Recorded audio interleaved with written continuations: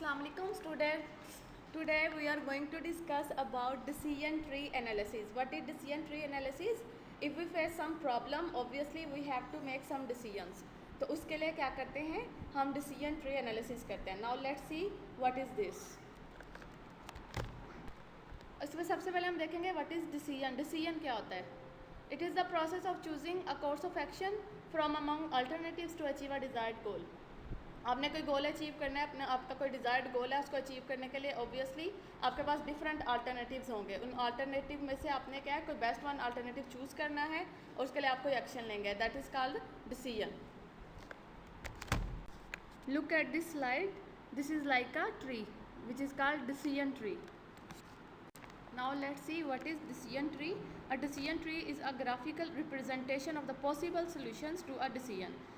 ठीक है, decision tree क्या होता है कि एक डिसीजन है, उसके आगे पॉसिबल डिसीजन सोल्यूशंस होते हैं, तो उसकी ग्राफिकल रिप्रेजेंटेशन को हम कहते हैं decision tree. Why it is called a decision tree? Because it starts with a single box और a root which then branches off into a number of the solutions just like a tree. ठीक है, तो हम इसको decision tree क्यों बोलते हैं? क्योंकि ये स्टार्ट होता है एक सिंगल बॉक्स के साथ जिसको हम डिसीजन नोड बोलते हैं, और उसके आगे उसकी ब्रांचेज होती हैं, और वो ब्रांचेस क्या होती हैं, उसके सोल्यूशंस होते हैं. तो इसलिए बिल्कुल ट्री की शेप में होता है, इसलिए हम कहते हैं इसको decision tree. So what is the decision tree analysis? A decision tree is a graphic device of decision making process. जब भी फर्म ने कोई डिसीजन लेना, for example a firm is going to make new refrigerators, obviously they have to make some decisions. They have so many alternatives. For example, they have alternative that they are going to build a plant. So now they decide whether they are going to build a large plant or a small plant. तो decision tree analysis जो है वो एक graphic device होती है decision making process की, and it is a graphical presentation of the various alternatives. It is also known as tree diagram. Assalamualaikum students. Today we are going to discuss about decision tree analysis. What is decision tree analysis? If we face some problem, obviously we have to make some decisions. तो उसके लिए क्या करते हैं, हम decision tree analysis करते हैं. Now let's see what is this.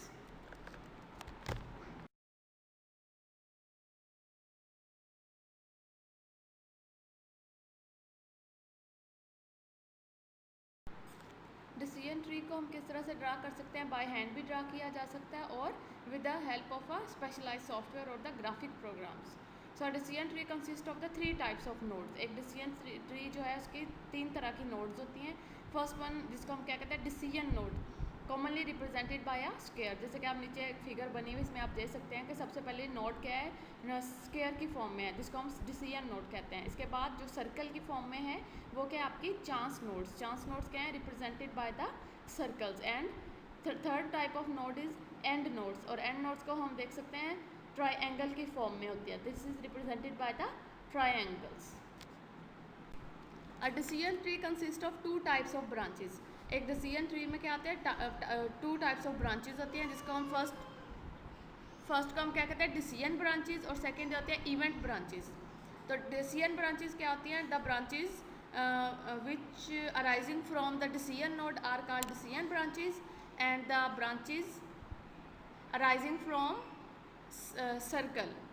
Circle के आपके चांस नोड्स, उनसे जो ब्रांचेस निकलती हैं उनको हम कहते हैं event branches. The following table show the 3 kind of the nodes and the 2 kind of branches use to represent a decision tree. देखिए इसमें सबसे पहले टाइप ऑफ नोड क्या है, हमने जैसे कि ऑलरेडी डिस्कस किया है. 3 टाइप्स ऑफ नोड्स हैं. फर्स्ट डिसीजन नोड, इसको किस तरह से हम शो करते हैं, स्क्वायर की फॉर्म में, और इसके आगे इसकी जो ब्रांचेज है वो क्या होंगी, decision branches. Second type of node क्या है, चांस नोड्स, और इसको हम सर्कल की फॉर्म में शो करते हैं, और इसके आगे जो ब्रांचेज होती हैं उनको हम कहते हैं event branches. And the last type of node is the end nodes, और इनको हम ट्राइंगल की शेप में शो किया जाता है, और ये क्या है, एंड वैल्यूज़ होती हैं. That's it. Now let's see at this the simplest example from our daily life, how you make decision tree. Now let's see, the first box is the decision box or decision node, that is parents visiting. For example, you are going to make your weekend plans and find that your parents might come to visit you. You would like to have plans in place, but there are a few unknown factors that will determine what you can or what you cannot do. So this is the time for a decision tree. First, you will draw your decision box. This is the box that includes the events that starts your decision tree. In this case, it is your parents going to visit you. Out of that box, you have a branch for each of the possible outcomes. In our example, it's easy, yes or no. Either your parents come or they don't come. So your parents, if your parents love the movie, then you will go to cinema. Since the goal of the decision tree is to decide your weekend plan, you have an answer. And if your parents don't come to visit you, then you will make another decision box. That will be weather. You will see now what you are going to do. You will look at the weather. Now there are three possibilities. The weather may be sunny or windy or rainy. So weather में से again three branches जो हैं वो arise हो रही हैं, sunny, windy and rainy. तो अगर वेदर जो है वो सनी होगा, what will you do? You will go to play tennis और फुटबॉल और whatever you want. And if the weather is rainy, what will you do? What will be the outcome? You will stay at home. And if the weather is windy, then what will you do? You have two options, whether you go for shopping or go for cinema. But इसके लिए आपको ये देखना पड़ेगा कि आपके पास इतनी money है या नहीं है. So the money will be the next decision box. If you have the money, you will go for shopping, and if you don't have much money, then you will go for to watch movie. सो ये आता है decision tree कि इसमें देखें decision nodes होती हैं, उसके बाद उसमें से ब्रांचेस निकलती हैं और वो ब्रांचेस क्या शो कर रही हैं? इवेंट्स को शो कर रही हैं, पॉसिबिलिटीज़ को शो कर रही है. तो क्या क्या पॉसिबिलिटीज़ हो सकती हैं. तो ये तो हम सिंपल एग्जांपल अपने डेली लाइफ से ले रहे हैं. अब हम इसको देखेंगे from the operations management point of view के ऑपरेशंस मैनेजमेंट में या इंडस्ट्री में या फॉर्म्स में किस तरह से डिसीजन ट्री बनाया जाता है. Here is the explanation of the previous example. I already told you the what happened in the decision tree. So this is the explanation of that example.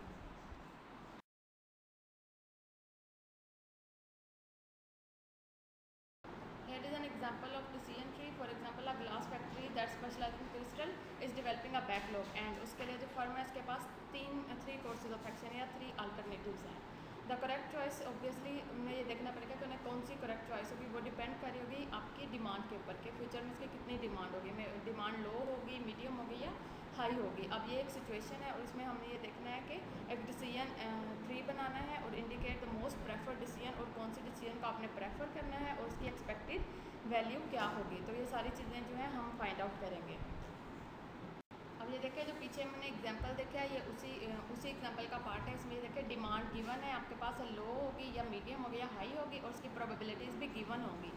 इसमें देखिए प्रोबेबिलिटीज़ क्या हैं? 0.1 है, 0.5 and 0.4. Similarly courses of action हमने कहा था three course of action होंगे या थ्री अल्टरनेटिव होंगे. S1 क्या है आपका? सब कॉन्ट्रैक्टिंग, या तो फर्म जो है वो सब कॉन्ट्रैक्टिंग करेगी, या S2 बीइंग ओवर टाइम या ओवर टाइम लगाएगी, या S3 थर्ड ऑप्शन उनके पास क्या होगा? Construct new facility. ये थ्री ऑप्शंस हैं और आगे उनकी जो वैल्यूज़ हैं वो गिवन होंगी. Now we are going to make a decision tree in the next slide.